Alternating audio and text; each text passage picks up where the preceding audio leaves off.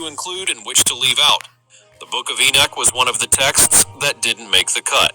But why? The problem with Enoch's theology.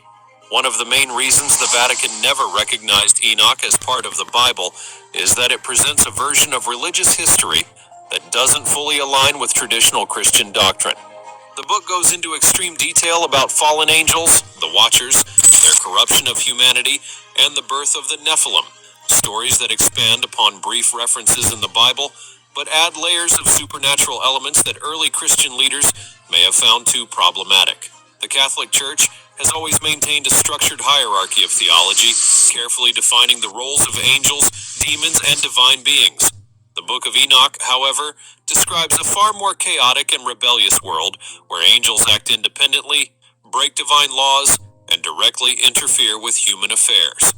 The idea that certain angels gave humans forbidden knowledge, ranging from warfare to makeup, didn't sit well with early church leaders, as it seemed to suggest that some of humanity's greatest innovations came from sources outside of God's plan.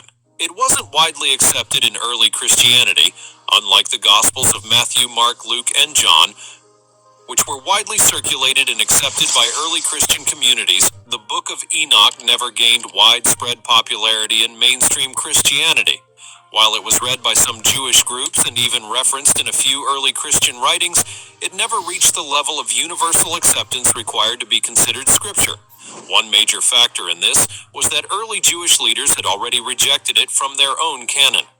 By the time Christianity was forming its own biblical collection, Jewish authorities had already deemed Enoch as a non-canonical text, making it even less likely that Christian leaders would include it. The influence of church councils, the process of determining which books belonged in the Bible, involved multiple church councils over the centuries, including the Council of Laodicea, around 363 CE, and the later Council of Carthage, 397 CE. These councils reviewed various religious texts and determined which ones were considered divinely inspired. The Book of Enoch was not included in the final canon, likely due to its mystical and controversial content. Interestingly, some early Christian figures, such as Tertullian, actually supported the book and considered it important. However, as Christianity grew and became more structured, church leaders distanced themselves from texts that contained speculative or unconventional theology. A threat to established doctrine? While there's no definitive proof that the Vatican deliberately shut down the Book of Enoch, it's clear that the book's exclusion was no accident. Some believe that its teachings about fallen angels, secret knowledge, and divine